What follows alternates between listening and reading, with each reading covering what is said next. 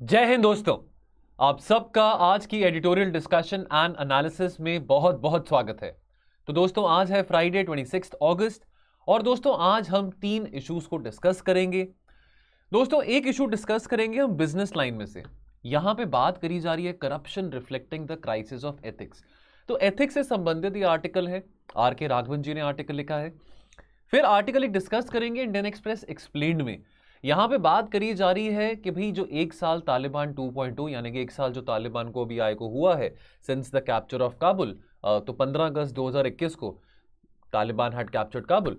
सो इसके बारे में हम डिस्कस करेंगे एक साल में क्या क्या सिचुएशन अफगानिस्तान में रही है, आर्थिक कठिनाइयों की बात करें, वहां के लोगों की बात करें और बाकी इंटरनेशनल पावर्स की बात करें, उन्होंने कैसे इंटरवेंशन दिखा के क्या अफगानिस्तान के लोगों को मदद मिल रही है कि नहीं मिल रही है, इंडिया का रोल क्या है, चाइना का रोल क्या है, ये सब बातें करेंगे। और फिर दोस्तों हम एक आर्टिकल डिस्कस करेंगे एग्रीकल्चर से रिलेटेड। अच्छा आर्टिकल है, ये बात कर रहे हैं प्रिसिशन फार्मिंग के बारे, प्रिसिशन एग्रीकल्चर के बारे। तो ये भी बिजनेस लाइन में आज के दिन में आया है।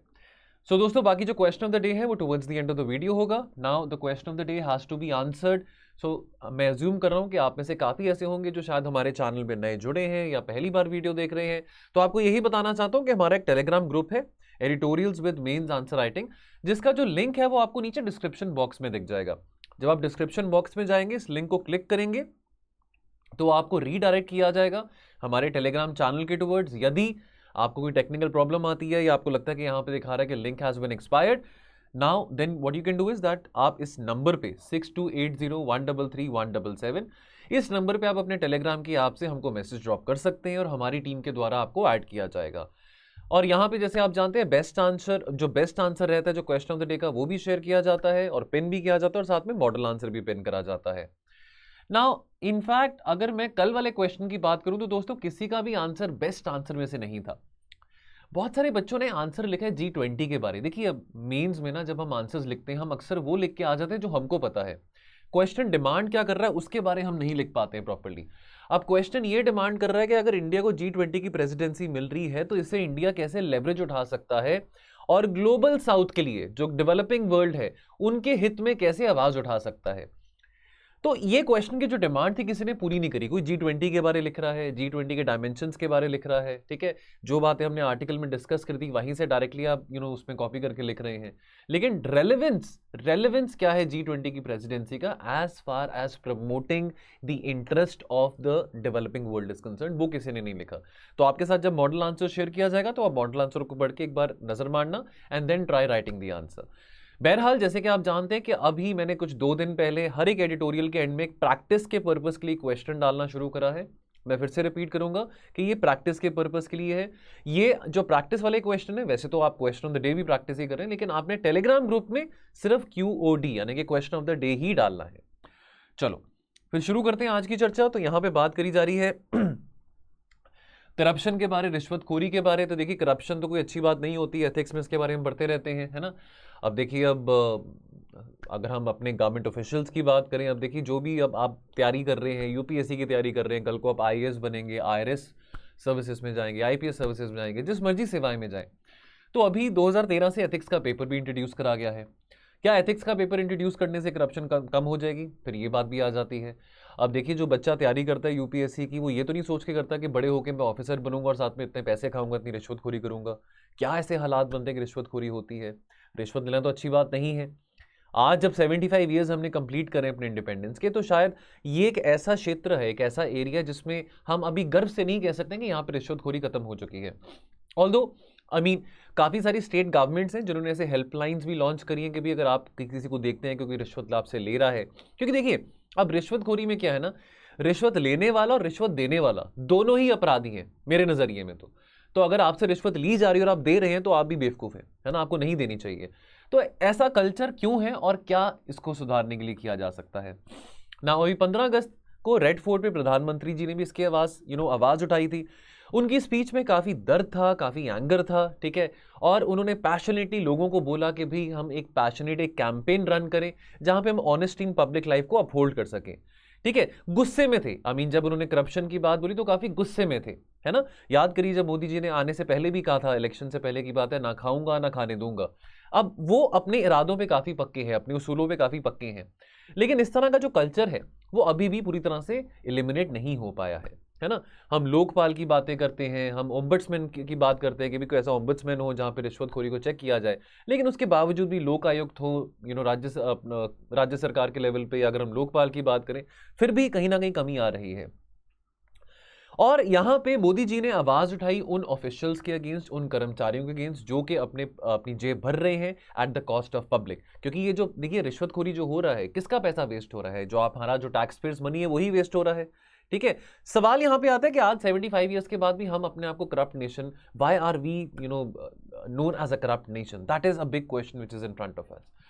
ठीक है, तो यहां पे क्वेश्चंस की बात आती है, तो दो ऐसे सवाल की यहां पे बात आती है। क्या हम do we continue to be in a complicated situation because हमारे जो मैकेनिज्म्स हैं, इंस्टीट्यूशंस हैं, वो करप्शन को रूट आउट नहीं कर पा रहे हैं, या जो कलेक्टिव कॉन्शियंस है, जो कलेक्टिव कैरेक्टर है देश का, that has gone beyond repair? ये दो सवाल हमारे सामने खड़े उठते हैं। अब एक बहुत क्लियर कट मैसेज प्रधानमंत्री जी ने इंडिपेंडेंस डे पे रेड फोर्ट से दिया था, ठीक है, कि जो करप्शन को हैंडल करना है ना, ये जॉइंट इंडेवर है। यहां पे भी भागीदारी, जन भागीदारी की बात मोदी जी बहुत बार करते रहते हैं, ठीक है। तो यहां पे देखिए जो हैंडलिंग करप्शन है ना, इसमें पब्लिक का और सरकार का दोनों का ही योगदान बहुत जरूरी है, तभी जाके करप्शन से लड़ा जा सकता है। जैसे आपको मैंने पहले बोला कि सिर्फ ब्राइब, जो रिश्वत ले रहा है और जो रिश्वत दे रहा है, दोनों ही अपराधी हैं, है ना। और बहुत सारे ऐसे देश हैं जिनका जो रिकॉर्ड है हमसे भी कई गुना ज्यादा बेटर है as far as providing clean governance is concern, लेकिन उन्हीं देशों का जो रिकॉर्ड है, चाहे एजुकेशन में हो, चाहे पब्लिक हेल्थ में हो, देखिए आज 75 ईयर्स के बाद हम ये तो जरूर कह सकते हैं कि एजुकेशन में, पब्लिक हेल्थ में, टेक्नोलॉजी में हम काफी आगे आ चुके हैं, लेकिन अभी भी ऐसे बहुत सारे देश हैं, बहुत सारे देश हैं जिनका रिकॉर्ड इन सब क्षेत्रों में इतना अच्छा नहीं है। लेकिन जहां तक करप्शन को कॉम्बैट करने की बात है, गवर्नेंस की बात है, प्रशासन की बात है, एक अच्छे शासन की बात है, वहां पे उनका रिकॉर्ड भारत से कई गुना ज्यादा बेहतर है। अब प्रॉब्लम एक आम इंसान की अगर हम बात करें, तो आम इंसान को जूझना पड़ता है, चाहे आपने अपने डॉक्यूमेंट लेने किसी ऑफिस में जाना हो, तो वहां पे क्लरिकल लेवल का कोई इंप्लॉय हो या कोई बड़ा अफसर हो, तो चाहे लोअर लेवल ऑफ ब्यूरोक्रेसी हो, चाहे हायर लेवल ऑफ ब्यूरोक्रेसी हो, चाहे राज्य सरकार हो, चाहे सेंट्रल गवर्नमेंट हो, हर जगह ही आम इंसान को पिसना पड़ता है। डिजिटाइजेशन आ गया है, डिजिटल कल्चर को प्रमोट करने की बात करी जा रही है, ठीक है। अब उसके चलते आज के जमाने में बर्थ सर्टिफिकेट, डेथ सर्टिफिकेट लेने के लिए, चलो अब डिजिटाइजेशन हो चुका है तो ट्रांसपेरेंसी भी बढ़ गई, लेकिन उसके बावजूद भी बेशक ट्रांसपेरेंसी बढ़ गई है, हम कहते हैं राइट टू इंफॉर्मेशन का जमाना है, आरटीआई का जमाना है, लेकिन जो सरकारी कर्मचारी है, जो बाबू है ना, जो सरकारी बाबू है, जो अफसर है, उसको तो अच्छा लगता है ना कि पावर उसके हाथ में हो। After all who would not want के पावर उसके हाथ में ना हो? Who would want to let go of his और हर पावर? तो पब्लिक सर्वेंट्स का जो डिस्क्रिशन है अल्टीमेट तो उनके हाथ में लाई करता है, ठीक है। अब उसमें ट्रांसपेरेंसी आने की बात यहां पे नहीं हो रही है। अब बात करें अगर हम रियल एस्टेट की, अक्सर कहा जाता है कि सबसे ज्यादा जो काला धन है, देखिए अब अक्सर ये कहा जाता है और ये बात रियलिटी भी है कि व्हाइट मनी से रियल एस्टेट नहीं बनता, ब्लैक मनी से ही रियल एस्टेट बनता है। अब यहां पे भी रिश्वतखोरी आ जाती है। आपने रजिस्ट्री करानी है ना, अगर हम चलो आपने अपनी प्रॉपर्टी सेल करनी है, बाय करनी है, आपने रजिस्ट्री करानी है, पटवारी हो, तहसीलदार हो, है ना, जो भी ऑफिशियल्स होते हैं, रेवेन्यू ऑफिशियल्स होते हैं, काफी पैसा खाते हैं। जो डेवलपर्स हैं, जो रियल एस्टेट डेवलपर्स हैं, वो भी अपना काम एग्जीक्यूट नहीं कर सकते हैं जब तक वो अफसरों को पैसे ना खिलाएं, है ना। तो जो ब्राइब्स हैं, जो पटवारी लेवल के अफसर हो या तहसीलदार हो, वो बहुत ज़्यादा ब्राइब्स लेते हैं डेवलपर से भी, ठीक है। तो ये अगेन एक बहुत चिंता की बात है। तो ये अगेन यहाँ पे रियल एस्टेट में भी करप्शन जो है यहाँ पे सामने एक्सपोज हो रही है ना। पुलिस की बात करते हैं, सबसे आम चीज़ है, देखिए ये बातें हम मूवीज़ में भी देखते रहते हैं, सीरीज़ में भी देखते रहते हैं, है ना। जो सबसे बड़ा जो सीरियस कंसर्न है आम आदमी के लिए, वो करप्शन है लॉ एनफोर्समेंट में। पुलिस की बात करें, है ना, अक्सर पुलिस की इमेज को बहुत अच्छा नहीं माना जाता, बिकॉज ये कहा जाता है, मूवीज़ में भी दिखाते हैं, पिक्चर्स में भी दिखाते हैं कि जो पुलिस है वो बहुत रिश्वत लेती है, कि एफआईआर भी फाइल करने से पहले आपको पैसे देने पड़ते हैं। आपको सारे पुलिस ऑफिसर्स एक जैसे नहीं होते हैं, कुछ पुलिस ऑफिसर्स के कारण पूरी पुलिस की जो छवि है वो खराब हो जाती है। इनफैक्ट आर के राघवन खुद एक फॉर्मर आईपीएस ऑफिसर हैं, सीबीआई के डायरेक्टर रह चुके हैं, और यहां पे ये कहते हैं कि there are hardly any among the 10,000 odd police stations in the country जो कि ये कह सकते हैं कि हमारे यहाँ पे रिश्वतखोरी नहीं है, ठीक है। तो अब ये जो सेवाएं हैं जो आम आदमी के लिए हैं, तो ये तो बहुत एक अनबाइस तरीके से आम आदमी को मिलनी चाहिए ना, ये तो उनका राइट है कि वो पुलिस स्टेशन में जा रहे हैं, एफआईआर दर्ज करना चाहते हैं, लेकिन केसेस की इन्वेस्टिगेशन शुरू नहीं होती है। फिर यहाँ पे नेपोटिज्म भी आ जाता है। अक्सर कोई बहुत ताकतवर आदमी होता है, इन्फ्लुएंशियल आदमी होता है, जो कि केस को इन्फ्लुएंस करने की कोशिश करता है, ठीक है। तो एक आम आदमी को, एक कॉमन मैन को, सही मायने में जो आम आदमी है ना, उसको ना इंसाफ मिल रहा है, ना पुलिस की तरफ से राहत मिल रही है, और करप्शन उसको, ऑब्वियसली उसको रिश्वतखोरी देनी पड़ती है, ठीक है। नाउ अब अगर हम बात करें, हम जैसे यूपीएससी की तैयारी करते हैं, तो यूपीएससी की तैयारी ये सोच के तो नहीं करते कि हम रिश्वत खाएंगे, ये करेंगे, वो करेंगे। बहुत सारे ऐसे एस्पिरेंट्स हैं, बहुत सारे बच्चे हैं जो कि यूपीएससी के एग्जाम क्लियर करके बहुत अच्छा करियर अपना बनाते हैं, बहुत अच्छा नाम अपना कमाते हैं, ठीक है। अब देखिए आर के राघवन की हम बात करें, अजीत डोभाल जी की बात करें, कितने अच्छे एग्जाम्पल्स हैं। अगर आईपीएस की हमने अगर बात करनी है ना, तो कितने अच्छे एग्जाम्पल्स हैं हमारे सामने कि उन्होंने कितनी ईमानदारी से अपने करियर में काम करा है। लेकिन बहुत सारे ऐसे ऑफिसर्स भी हैं who have been very vulnerable. इतना वल्नरेबिलिटी क्यों, इतनी कमजोरी क्यों, दैट उनको एक हाई स्टाइल ऑफ लिविंग चाहिए, बहुत लग्जरी चाहिए, ठीक है, महंगे महंगे फोन चाहिए, महंगी गाड़ियां चाहिए, और वो अपनी ट्रेडिशनल वैल्यूज के साथ भी कॉम्प्रोमाइज कर रहे हैं। मे बी शायद उनका काम अपनी तनख्वाह से नहीं बन रहा, अपनी सैलरी से नहीं बन रहा, इस करके वो रिश्वतखोरी कर रहे हैं। अब उनके अगेंस्ट एक्शन तो लिया जा रहा है ना, लेकिन उसके बावजूद भी एक यहां पे चिंता का विषय यह बनता है कि एक्शन लेने के बावजूद भी, एग्जीक्यूटिव एक्शन लेने के बावजूद भी, क्या करप्शन का जो एटीट्यूड है, क्या ये जो नेचर है हमारी ब्यूरोक्रेसी में, क्या वो एलिमिनेट हो पाएगा? तो what is the way forward? तो कंसेंसस जो है अमंग क्रिमिनोलॉजिस्ट, वो ये कहते हैं कि अगर आप ज्यादा सख्त से सख्त सेंटेंसेस भी देंगे ना, चाहे वो अपराधी को देना है, चाहे वो किसी ब्यूरोक्रेट को देना है, चाहे वो रिश्वत के लिए हो, चाहे वो किसी और क्राइम के लिए हो, सख्त सेंटेंस देने से जो क्राइम का जो प्रोबेबिलिटी है, क्राइम रेट एग्जीक्यूट करने की जो प्रोबेबिलिटी है, वो कम नहीं हो जाती, ठीक है। अब यहां पे आर के राघवन कहते हैं कि यहां पे एजुकेशन देना एथिक्स के मामले में बहुत ज्यादा जरूरी है। तो आप इस आर्टिकल को यूज कर सकते हैं, अगर आपने एथिक्स में इस थीम के ऊपर आपको क्वेश्चन पूछा जाता है, आप इस आर्टिकल को वहां पे कोट भी कर सकते हैं। और आने वाली जो पीढ़ी है, आने वाली पीढ़ी में जो अफसर होंगे, उनको ये बात समझानी और उनके अंदर ये चीजें इनग्रेन करनी बहुत जरूरी है कि कैसे वो ईमानदारी से अपने करियर में काम कर सकते हैं, विदाउट एनी फेयर और विदाउट एनी फेवर। नाउ अब ये आर्टिकल हम डिस्कस करेंगे 1 ईयर ऑफ तालिबान 2.0।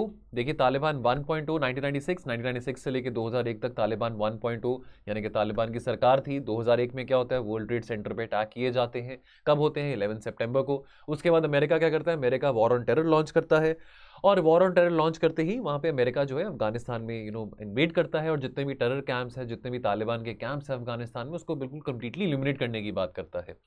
फिर 20 साल के लिए अमेरिका वहां पे रहता है। अब बहुत प्री मेच्योरली अमेरिका ने विड्रॉ किया अपने आप को अफगानिस्तान से।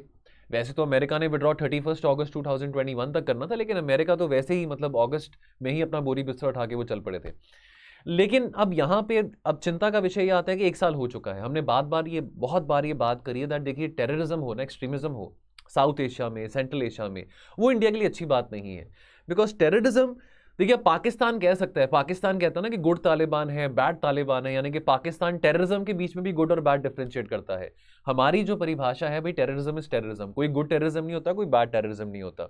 तो आतंकवाद का माहौल चाहे अफगानिस्तान में हो, चाहे वो मालदीव्स में हो, चाहे वो किसी मर्जी देश में हो, भारत के लिए अच्छी बात नहीं है, और स्टेबिलिटी ऑफ साउथ एशिया के लिए अच्छी बात नहीं है। तो पिछले कुछ 20 सालों में लेकिन बहुत सारी सरकारों ने अफगानिस्तान में काम किया है, इंक्लूडिंग इंडिया। हमने भी देखी, इंडिया ने भी लगभग 3-4 बिलियन डॉलर्स की इन्वेस्टमेंट करी है।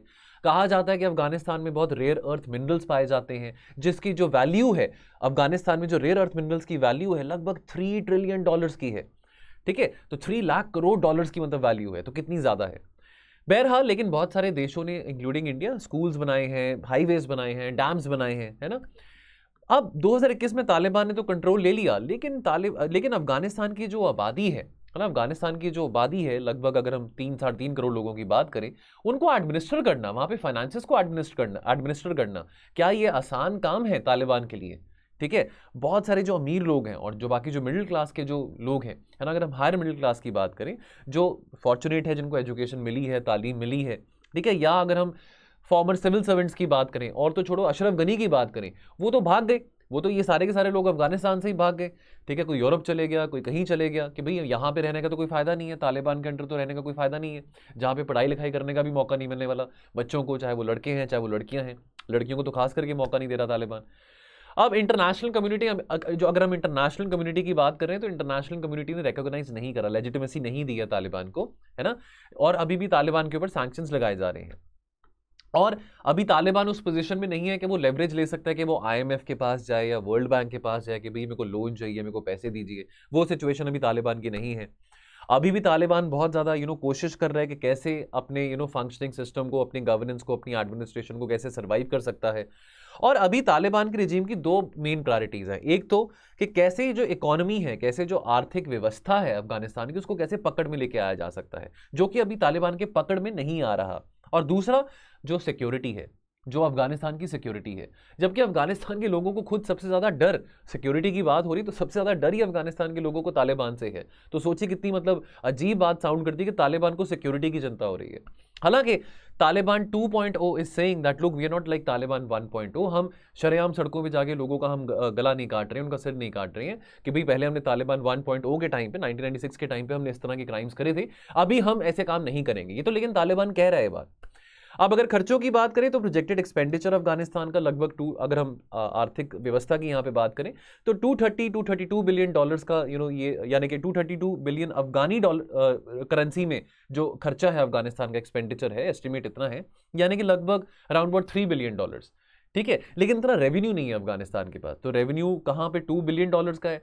अब अफगानिस्तान में ऐसा क्या होगा जिसके करके अफगानिस्तान के पास रेवेन्यू आएगा। तालिबान के पास पैसा कहाँ से आ रहा है? वहाँ पे इतनी अफीम की खेती करी जाती है, हेरोइन की खेती करी जाती है, ओपीएम अगर हम ट्रेड की बात करें, ड्रग ट्रेड्स की बात करें, इसी से तो पैसा अफगानिस्तान की सरकार को आ रहा है।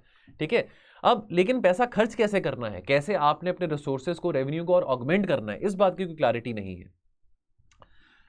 चलिए, उसके बाद अगर हम बात करें तालिबान के रिजीम की, तो चलो वो एम्प्लॉयज को पे तो कर रहे हैं, यानी कि जो कर्मचारी हैं, यानी कि जो म्यूनिसिपल वर्कर्स हैं, ठीक है, या जो सरकारी कर्मचारी हैं, या जो सरकारी बैंक्स में जो काम करते हैं, ठीक है, लेकिन उनको पूरी सैलरीज नहीं मिल रही हैं। बैंक्स तो हैं अफगानिस्तान में, वो फंक्शनिंग है, लेकिन इंटरनेशनल ट्रांसफर्स नहीं हो रहा बैंकों में। अगर हम अस्पताल की बात करें, स्कूल्स की बात करें, तो वो खुले हैं, ओपन है, लेकिन वहां पे यह भी देखा जा रहा है कि लड़कियों को पढ़ने का मौका नहीं दिया जा रहा। ठीक है, अब had it not been for the United Nations humanitarian response, तो बहुत मुश्किल बात होनी थी। तो इनफैक्ट जब तक तालिबान ने हाई स्कूल एजुकेशन को बैन नहीं करा था, तब तक जो यूएन का ह्यूमैनिटेरियन रिस्पॉन्स था, यानी कि यूएन के एजेस में आता है, वो ही सैलरीज जो है टीचर्स की वो पे कर रहा था। ठीक है, और ये यूएन का जो मिशन है वो ही इंपावर कर रहा था कम्युनिटी डॉक्टर्स को और हेल्थ वर्कर्स को कि उनको अपनी सैलरी मिलती रहे। यूएन के जो प्लेन्स हैं, they have flown $1 billion in hard cash, ठीक है, including to fund money transfers. और साथ के साथ दोस्तों, यहाँ पे अगर हम भारत की भी बात करते हैं तो आपको याद होगा कि भारत ने भी 2020 में 75,000 टन ऑफ वीट अफगानिस्तान को प्रोवाइड करी थी। ठीक है, जो चाबहार पोर्ट हम बना रहे हैं, वहाँ पे जो टर्मिनल है, शाहिद बहशती टर्मिनल है, तो शाहिद बहशती टर्मिनल के थ्रू हमने अफगानिस्तान को ये जो वीट सप्लाई है वो एक्सपोर्ट किया था। अभी 2021 में फिर हमने, अभी 2022 की बात करें, 2021 में तो डिप्लोमेटिकली हमने सारे अपने जो संबंध थे अफगानिस्तान के साथ तोड़ दिए थे जब से तालिबान आया है।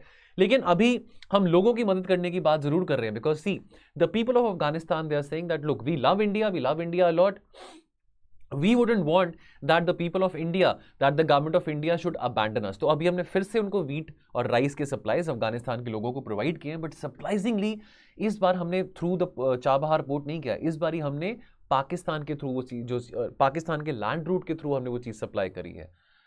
नाउ फिर अगर सिक्योरिटी की बात यहां पे आती तो यूएन का ये कहना है कि अगस्त 2000 यानी कि पिछले एक साल में लगभग 2100 लोग जो हैं वो मारे गए हैं, जख्मी हैं। ठीक है, 700 लोग और मारे गए हैं।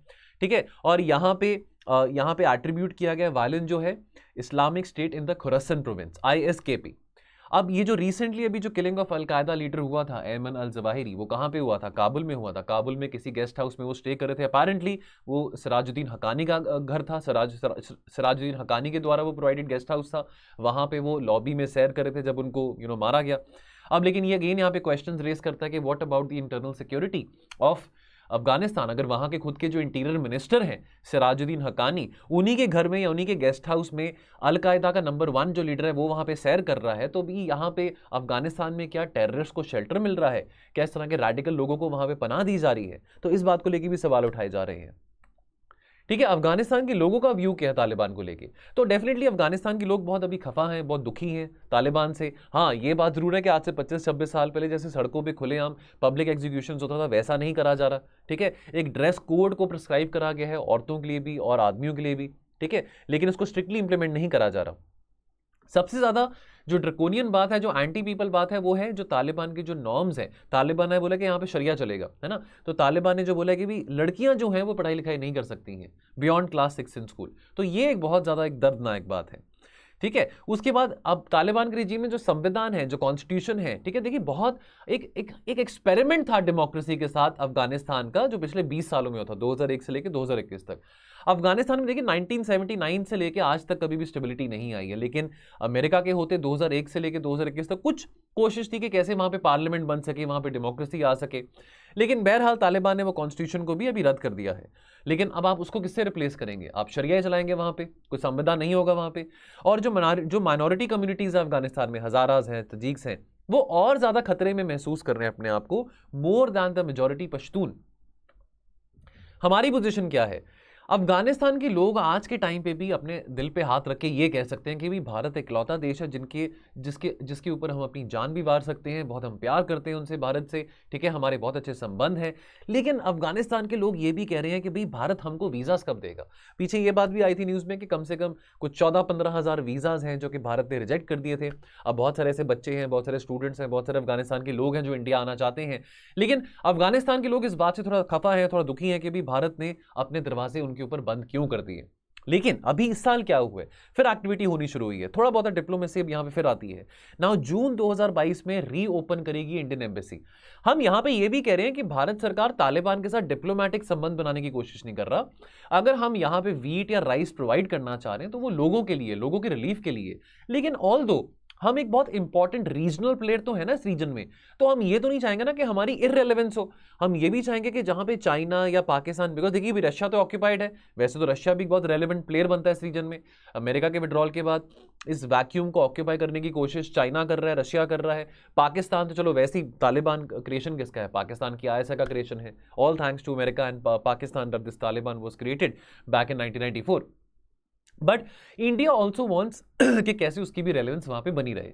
तो इस करके अब हम एंगेज कर रहे हैं, लेकिन हम ये भी कह रहे हैं कि तालिबान के साथ डिप्लोमेटिकली अभी एंगेज नहीं करेंगे। बिकॉज आई रिमेंबर पिछले साल जब ये सब हो रहा था तो बहुत सारे आर्टिकल्स भी आ रहे थे, और हमने पहले भी बहुत बार ये बात करी है। कुछ कॉलमनिस्ट कह रहे थे कि भाई हमको भी थोड़ा वेट एंड वॉच करना चाहिए। कुछ कॉलमनिस्ट थे जो कह रहे थे, सी राजा मोहन का ये कहना था that we should buy our time, strategic silence की बात करी जा रही थी कि अभी हमको इतना ज्यादा एंगेज नहीं करना चाहिए, let's see how the situation unfold. और कुछ ऐसे आर्टिकल्स आ रहे थे, कुछ ऐसी बातें आ रही थी जो ये कह रहे थे कि भी इंडिया ने इतना इन्वेस्ट करा है वहाँ पे सलमा डैम बनाया है, पार्लियामेंट बनाया है, हाईवेज बनाए हैं, ठीक है, ईरान में चाबहार पोर्ट में दी कंस्ट्रक्शन करी ताकि हमारी कनेक्टिविटी अफगानिस्तान के साथ बेहतर हो, तो क्यों ना हम एंगेज करें। तो वो मिक्स्ड ओपिनियंस आता है, लेकिन अभी कोई ऐसा इंडिकेशन भारत सरकार के द्वारा नहीं आ रहा जो ये बात को स्पष्ट करे कि हम रेगुलर जो कॉन्सुलर वर्क है वो हम रीस्टार्ट करने वाले हैं, ठीक है। Now, despite repeated declarations के जो भारत की जो अप्रोच है to Afghanistan that is dictated by people to people links along with a desire to assist Afghanistan, तो हमारी अप्रोच क्या है कि हम अफगानिस्तान के लोगों की मदद करना चाह रहे हैं। More than helping the Taliban, we want to help the people of Afghanistan. Now, in December 2021, there were two initiatives. एक तो रीजनल सिक्योरिटी डायलॉग था और एक heads of the state dialogue था सेंट्रल एशियन कंट्रीज के साथ, और regional security dialogue था जो कि जो नेशनल सिक्योरिटी एडवाइजर्स हैं सेंट्रल एशियन कंट्रीज के, so they were called upon by our NSA Ajit Doval, ठीक है। तो हम इंगेज क्यों कर रहे हैं सेंट्रल एशिया के साथ? प्राइमरली ताकि अफगानिस्तान में हम रेलिवेंट कैसे बन सकें, ठीक है। Now India sees Afghanistan as a very vital for its strategic interest, because अगर हम कनेक्टिविटी की बात करते हैं, अगर हम एक्सेसिबिलिटी की बात करते हैं सेंट्रल एशिया में, तो Afghanistan has a very critical role to play. और इनफैक्ट हमने काफी इन्वेस्ट भी करा है डिप्लोमेटिकली अफगानिस्तान की सिविलियन सरकारों में, ठीक है। तो चाहे वो अशरफ गनी थे, चाहे वो हामिद करजाई थे, हमारे अच्छे संबंध बने थे इवन पॉलिटिकल लेवल पे। So there is a lot of political capital which also we have invested. चाहे हमारे यहाँ पे सरकार पहले मनमोहन सिंह जी की थी, बाद में मोदी जी आए, लेकिन पॉलिटिकल इन्वेस्टमेंट भारत की तरफ से काफी हुई है। अब रीजनल आइसोलेशन की बात करें तो भारत को लेकिन यहाँ पे नहीं रखा गया। जो दोहा पीस टॉक्स हुआ, ठीक है, ट्रंप एडमिनिस्ट्रेशन ने तालिबान के साथ बैठ के जो डील साइन करी, नेगोशिएट जो किया, उसमें भारत को नहीं रखा गया बीच में, ठीक है। अब तालिबान की जो नज़दीकी है पाकिस्तान के साथ, ये हम सबको पता है, ठीक है। लेकिन अगेन यहाँ पे न्यू दिल्ली, अब अमेरिका तो बहुत बोस्ट करता है कि इंडिया हमारा बहुत अच्छा फ्रेंड है, लेकिन जब दोहा पीस प्रोसेस हो रहा था, चलो ये बात तो हम बैरक ओबामा के टाइम से सुनते आ रहे हैं कि भी अमेरिका ने अपने आप को विड्रॉ करना है, फाइन, लेकिन why was in India also included? Why was India made very irrelevant when this thing was happening? And the other thing is, अगर ट्रंप एडमिनिस्ट्रेशन अगर इंगेज तालिबान के साथ कर रहा था दोहा पीस प्रोसेस में, तो वहां पे जो सिविलियन गवर्नमेंट है, अशरफ गनी की गवर्नमेंट है, उसको वहां पे रेलेवेंस क्यों नहीं दी? तालिबान को इतनी रेलेवेंस क्यों दी अगर अमेरिका वहां से विड्रॉ करना चाह रहा था? तो इस बात को लेकर काफी क्रिटिसाइज भी किया जा रहा है अमेरिका की फॉरेन पॉलिसी का। नाउ अब with in months when this thing happened, जब तालिबान टुक ओवर काबुल, पाकिस्तान और चाइना दे अज्यूम लीडरशिप कि भाई क्या होना चाहिए, तालिबान की लीडरशिप को कैसे गाइड करना है, कैसे डायरेक्शन देना है। और हम इकलौती कंट्री थे जिसकी जीरो प्रेजेंस थी अफगानिस्तान में, ठीक है। लेकिन तालिबान क्या कह रहा है? तालिबान कह रहे हैं हम भारत को वेलकम करते हैं, हम भारत के साथ काम करना चाहते हैं। तालिबान ने ये बात पहले भी कही है that we want to maintain a one arm distance with Pakistan, we don't want कि हमारी फॉरेन पॉलिसी, हमारे internal matters should be dictated by Pakistan, so we need friends and you have to trust us. Taliban is saying that you have to trust us. Now from 2002 to 2021, 20 साल जब तक America वहां पे था, तो हमने $4 बिलियन वहां पे डेवलपमेंट असिस्टेंस में इन्वेस्ट करे हैं। सलमा डैम है, हमारा जरांज दलरम हाईवे है, ठीक है। इनफैक्ट यहां पे एक और डैम की बात आती है, शहतूत डैम। शहतूत डैम जो है ये कहां बिल्ड किया जा रहा है? 4 एसियाब डिस्ट्रिक्ट में, जो कि काबुल में है, ठीक है। अब इस डैम को बिल्ड करने के बाद, अभी ये डैम का प्रोजेक्ट इनकम्प्लीट है, अगर ये डैम कंप्लीट हो जाता है तो लगभग 20 लाख लोगों को पानी पीने के लिए मिलेगा। इस प्रोजेक्ट की कॉस्ट कितनी है? Around about $236 million. And then of course हमने बहुत सारे hospitals, schools, colleges, student program, parliament की बिल्डिंग, ये सब चीजें भी हमने बनाई हैं, ठीक है। चलिए उसके बाद अगर हम चाइना की बात करें, how is China placed with Taliban, तो देखिए चाइना का प्राइमरी कंसर्न क्या है कि Afghanistan does not become launching pad for the eager radical जो कि जिनजियांग में है। बिकॉज अक्सर रिपोर्ट्स आती रहती है कि चाइना काफी टॉर्चर कर रहा है, चाइना ने काफी कंसंट्रेशन कैंप्स रन करे हुए हैं जिनजियांग में, जहां पे ईगर मुस्लिम्स को काफी टॉर्चर किया जा रहा है, ठीक है। इनफैक्ट एक delegation which was led by Mullah Baradar कौन है? चीफ तालिबान नेगोशिएटर थे, जो दोहा पीस टॉक्स में तालिबान के जो स्पोक्स पर्सन थे। Now this person he visits China within weeks of the takeover of Kabul, और चाइना के फॉरेन मिनिस्टर भी इनको काफी बार मिल चुके हैं।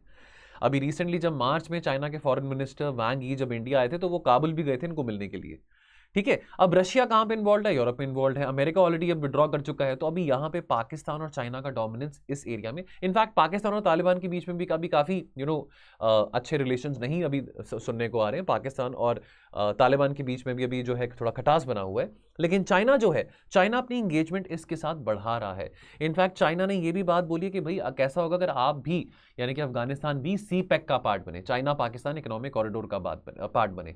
और क्योंकि आपको मैंने बताया था कि अफगानिस्तान में काफी रेयर अर्थ मिनरल्स पाए जाते हैं, तो अफगानिस्तान का जो लार्जेस्ट कॉपर रिजर्व है, ठीक है, इसमें चाइना ने अफगानिस्तान के साथ एक एग्रीमेंट साइन करा है विच वाज बैक इन 2008। इसको फिर से रिवाइव करने की बात करी जा रही है कि यहाँ पे माइनिंग ऑपरेशंस को फिर से रीस्टोर किया जा सकता है। तो अगर आपने प्रैक्टिस करना है तो आप यहां पे प्रैक्टिस कर सकते हैं। Question, will it be strategic quote unquote for India to remain engaged with Afghanistan but not with Taliban? And when I'm talking with Afghanistan, तो यहां पे तो मैं मेंशन कर रहा हूं, लेकिन मे बी यूपीएससी में ऐसे क्वेश्चन में मेंशन नहीं किया जाएगा। बट जब हम बात करें remain engage with Afghanistan, what I mean is the people of Afghanistan. Of course India can not engage at the moment with Ashraf Ghani और हामिद करजाई, है ना। तो आपका क्या व्यूज है इस क्वेश्चन को लेकर? आपने 150 शब्दों में, अगर आपने प्रैक्टिस करना है प्रैक्टिस कर सकते हैं इसको। देन लास्ट आर्टिकल दोस्तों, यहां पे हम डिस्कस करेंगे प्रिसिशन टेक्नोलॉजी के बारे और कैसे किसानों की मदद कर सकता है क्रॉप यील्ड्स को बढ़ाने में। ना प्रोडक्टिविटी हमेशा एक बहुत इंपॉर्टेंट इशू रहा है। प्रोडक्शन के मामले में तो हम काफ़ी चैंपियन बन चुके हैं। आज वो सिचुएशन नहीं है जो 1960s में थी कि हमारे पास खाना नहीं है खाने के लिए, हम अमेरिका से इंपोर्ट कर रहे हैं। लेकिन प्रोडक्टिविटी का जो चैलेंज है वो अभी भी है ना, कि यील्ड पर जो हेक्टेयर है वो कैसे हम बढ़ा सकते हैं। और बहुत सारे जो किसान हैं वो भी इस बात का आंसर चाह रहे हैं कि भी कैसे हम बढ़ा सकते हैं अपनी यील्ड को, है ना, अपनी फसल को कैसे बेहतर कर सकते हैं। अभी फूड सिक्योरिटी क्राइसिस की जहाँ पे बात आती है, amidst the whole pandemic, from the last 2.5 years, post pandemic recovery happening, दुनिया की जो आबादी है वो बढ़ रही है, खाने वाले लोग बढ़ रहे हैं। इंडिया की आबादी की बात करें, that would be one of the highest by 2050। In fact already this year India will overtake the population of China. And now obviously global जो सप्लाई चेन डिस्ट्रप्शंस हैं, चाहे वो रशिया यूक्रेन की लड़ाई है, चाहे वो कल को सीरिया में कोई क्राइसिस हो, चाहे वो whatever the geopolitical factors might be, ठीक है। But again the concern for the farmers is, whether it's farmers in India, whether it's farmers in some other country, the concern is that how to increase the crop yield. पुराने solutions क्या है कि आप ज्यादा fertilisers को use करो, ज्यादा pesticides को यूज करो, लेकिन ये तौर तरीके बहुत पुराने हो चुके हैं। अब इस तरह के जो नए चैलेंजेस हैं, बिकॉज माइंड यू आज के टाइम पे हम क्लाइमेट रिजिलियंस एग्रीकल्चर की भी बात करते हैं in the wake of global warming, तो वी नीड न्यू टेक्नोलॉजीज, ठीक है। अब इसके चलते यहाँ पे प्रिसिशन फार्मिंग की बात आती है, तो among these tech driven solutions is precision farming. ये एक साइंटिफिक अप्रोच है फार्म मैनेजमेंट को, जो कि लेवरेज करता है हाई टेक सेंसर्स को, टेक्नोलॉजी को और एनालिटिकल टूल्स को, कि कैसे आप ऑप्टिमाइज कर सकते हैं सॉइल की हेल्थ को और क्रॉप की हेल्थ को, और साथ के साथ ये भी इंश्योर करते हैं कि कैसे प्रॉफिटेबिलिटी भी रह सकती है इस टेक्निक के जरिए। लेकिन बहुत जरूरी है कि हम इस बात को समझें कि प्रिसिशन टेक्नोलॉजीज काम कैसे करती हैं और कैसे ये क्रॉप यील्ड को बढ़ा सकती हैं। क्रॉप यील्ड बढ़ेगा तो डेफिनेटली किसान का ही फायदा है, किसान का ही मुनाफा है और उसकी एग्रीकल्चर प्रैक्टिसेस बेटर होगी। तो पहली बात यहाँ पे आती है क्रॉप स्काउटिंग की। क्रॉप स्काउटिंग क्या है? ये एक प्रोसेस है जहाँ पे जो किसान है वो रेगुलरली मॉनिटर करता है अपने क्रॉप के पेस्ट प्रेशर को, कि भी जो मेरा क्रॉप है यानी कि अपनी फसल को असेस करेगा कि भी कितना वल्नरेबल है मेरा क्रॉप, कि भी उसके ऊपर कोई अटैक पेस्ट के द्वारा किया जा सकता है। ठीक है, कोई कीड़ा लग सकता है, कोई पेस्ट लग सकता है, और उसका इकोनॉमिक कॉन्सिक्वेंस क्या होगा। लेकिन चलो हमको ये पता है कि जो एवरेज जो यहाँ पे जो किसान है, स्मॉल फार्मर है, मार्जिनल फार्मिंग की हम बात करते हैं, 1 से 2 एकड़ की जमीन होती है। लेकिन जो किसान थोड़े बड़े किसान है, लेट्स उनके पास 5 एकड़ की जमीन है, 7 एकड़ की जमीन है, 10 एकड़ की हो, 50 एकड़ की हो, अब उनके लिए तो पॉसिबल नहीं होगा ना, बहुत टाइम कंज्यूमिंग होगा कि वो हर एक क्रॉप को, है ना, हर एक क्रॉप को वो इंस्पेक्ट करें। अब कैसे इंस्पेक्ट करेंगे वो हर एक क्रॉप को? कोई टेक्नोलॉजी चाहिए आपको, कोई टूल चाहिए। पेस्ट प्रेशर आपको इंस्पेक्ट करना कोई बुरी बात नहीं है, लेकिन आपके पास कोई टूल्स हो ना, कोई टेक्नोलॉजी हो जिससे ये काम आपका आसान हो सकता है और ज़्यादा टाइम कंज्यूमिंग ना हो। तो प्रिसिजन फार्मिंग जो है वो ये मौका प्रोवाइड करता है फार्मर्स को। यहाँ पे इनोवेटिव टूल्स आते हैं, इनोवेटिव टेक्नोलॉजीज आती हैं जो कि क्रॉप्स को मॉनिटर कर सकते हैं। ठीक है, यहाँ पे इन फील्ड वायरलेस सेंसर आ जाते हैं, एरियल ड्रोन्स आ जाते हैं, सैटेलाइट्स का उपयोग किया जाता है, जिससे किसानों का थोड़ा काम आसान हो जाता है, उनकी थोड़ी ज़िंदगी आसान बन जाती है, और राउंड द क्लॉक वो अपने क्रॉप्स को असेस कर सकते हैं, इवैल्यूएट कर सकते हैं, और यहाँ पे ये भी देख सकते हैं कि कितना इकोनॉमिक रिस्क उनके क्रॉप को होगा अगर तो कोई पेस्ट अटैक उनके क्रॉप को होता है। देन वेदर की यहाँ पे बात आती है, तो डेफिनेटली वेदर कंडीशंस बहुत, अगर हम इंडियन एग्रीकल्चर की बात करें तो वेदर के ऊपर बहुत डिपेंडेंट है, मानसून के ऊपर बहुत डिपेंडेंट है। But again monsoon can have its own perils it's well. बहुत ज़्यादा बारिश हो रही है, बाढ़ आ रहा है, बारिश हो ही नहीं रही है, साइक्लोन आ रहा है, तो किसानों को अपने आप को प्रिपेयर करना बहुत ज़रूरी है। फॉर्चुनेटली आज के ज़माने में देखिए, हम सैटेलाइट टेक्नोलॉजी की बात करते हैं तो वेदर फोरकास्टिंग में हमने बहुत प्रोग्रेस करा है ना। ऑल्दो हमेशा थोड़ा एक मजाक के फॉर्म में, मेम के फॉर्म में बात आती है कि जब भी IMD कहता है कि भी बारिश होने वाली है, न्यूज़ में आता है कि जी आज बहुत भारी बारिश होनी है इन राज्यों में, तब अक्सर बारिश होती नहीं है। चलो IMD की रिपोर्ट थोड़ी फॉल्स हो सकती है या थोड़ी इनएक्यूरेट हो सकती है, लेकिन आज हमारे पास वो टेक्नोलॉजी है कि वेदर को फोरकास्ट कर सकते हैं, है ना। अब हमको ये भी पता है कि क्लाइमेट चेंज का बहुत बड़ा इंपैक्ट है different regions across the globe, तो बहुत ज़रूरी बन जाता है कि हम अनकंट्रोलेबल और अनप्रिडिक्टेबल वेदर को हम मॉनिटर कर सके, फोरकास्ट कर सके।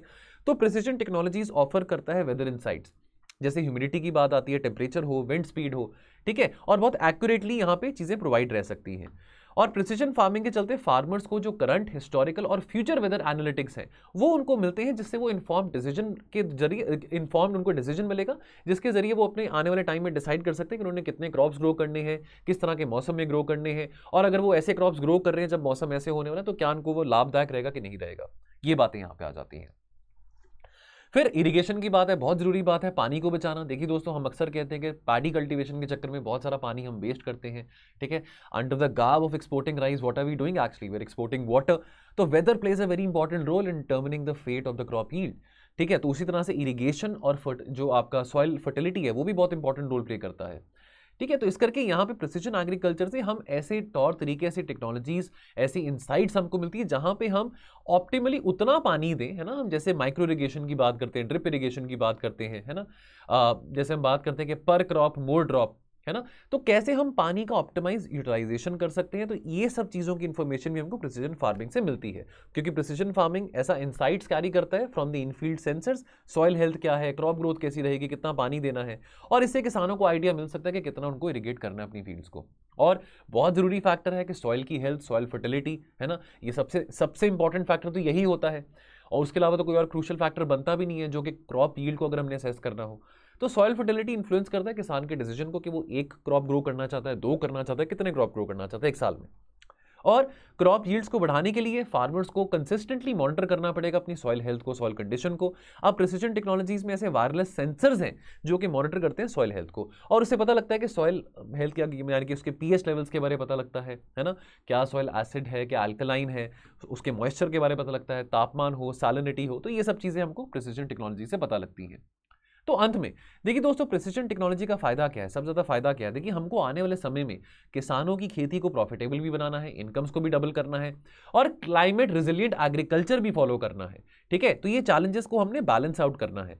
और हमको ये भी पता है कि अगर हम इंडियन फार्मर्स की बात करें तो बहुत स्कैर्सिटी है, रिसोर्स का बहुत क्रंच है, स्कैर्सिटी ऑफ रिसोर्सेज है। तो कम रिसोर्सेज में ज़्यादा प्रोडक्टिविटी लेके आनी है, जहां पे जो एफर्ट्स हैं किसानों के वो सबसे कम हो, प्रॉफिट ज़्यादा हो। ठीक है, और टाइमली अलर्ट्स और एनालिटिक्स होनी चाहिए ताकि क्रॉप यील्ड्स को मैक्सिमाइज किया जा सके। तो टेक्नोलॉजी की बहुत ज़्यादा रिक्वायरमेंट है इंडियन एग्रीकल्चर में, और precision farming provides that scope के फार्मर्स जो है अपनी क्रॉप यील्ड को बढ़ा सकते हैं। नाउ अगर आपने प्रैक्टिस करना है question, so what do you very easy question, what do you understand by precision agriculture, highlight its potential benefits for Indian agriculture 150 words में। Now what is a question of the day जो आपने Telegram group में post करना है। Again 150 words का ही question है, ज्यादा लंबा चौड़ा नहीं है। Deterrent laws and executive action alone cannot bring down levels of dishonesty। क्या आप इस बात से एग्री करते हैं? 150 वर्ड्स में ओपिनियनेटेड आपका ये क्वेश्चन बनता है, तो आप अपने ओपिनियंस यहां पे डाल सकते हैं, राइट। अगर आपको लगता है कि आप कमेंट सेक्शन में भी डालना चाहते हैं अपना आंसर, तो वहां पे भी डाल सकते हैं, ठीक है, कोई ऐसी बात नहीं है। आप टेलीग्राम में तो ऐसे लिख ही रहे हैं, लेकिन अगर आपको लगता है कि आपने वहां पे भी डालना है, whatever your views might be, may be 50 words में हो, 40 वर्ड्स में हो, that is your choice, you can also put that in the comment section. थोड़ा इसको इंगेजिंग बनाते हैं, पार्टिसिपेटिव बनाते हैं ना। Before going, I must tell you, for those of you who are having political science and international relations as optional, and those of you who are writing mains this year, mains बहुत पास में आ गए हैं, तो दोस्तों हमारा एक PSIR का special priority group है। जैसे आपके साथ मैंने कल डिस्कस किया था, सोशियोलॉजी का एक स्पेशल प्रायोरिटी ग्रुप है for those students who are writing mains. Time बहुत कम है, लेकिन अब क्रैश कोर्स का अब थोड़ा यहाँ पे हम फायदा उठाए, है ना। अब क्रैश कोर्स में जैसे क्या रहता है ना कि आपको क्वेश्चंस आंसर के जरिए आपका सिलेबस रिवाइज किया जाता है, और यहाँ पे आपको मेंटरशिप मिलेगी, डेडिकेटेड टेलीग्राम ग्रुप रहेगा कि लास्ट मिनट रिवीजन आपकी और कैसे इफेक्टिव बनाई जा सकती है। बिकॉज दोस्तों 500 नंबर का होता है हमारा ऑप्शनल, है ना। अब हर कोई टारगेट करता है कि 290, 280, 300 नंबर, और आते भी हैं बच्चों के PSIR में इतने नंबर आते भी हैं, PSIR हो सोशियोलॉजी इतने नंबर आते भी हैं। तो ऑप्शनल में ज्यादा नंबर लेना, हमारी जो प्रोबेबिलिटी है डबल डिजिट रैंक की या सिंगल डिजिट रैंक की, वो बढ़ जाती है। तो अगर आप इस बात का फायदा उठाना चाहते हैं, आप हमारे दिए गए नंबर पे कॉल कर सकते हैं। हमारा नंबर क्या है 1800-890-3043, और आपको इसके बारे और असिस्टेंस दी जाएगी। बाकी दोस्तों आज की चर्चा में इतना ही रहेगा। दोस्तों मिलेंगे हम बहुत जल्द, आप अपना ख्याल रखिए और पढ़ते रहिए। थैंक यू सो मच, जय हिंद।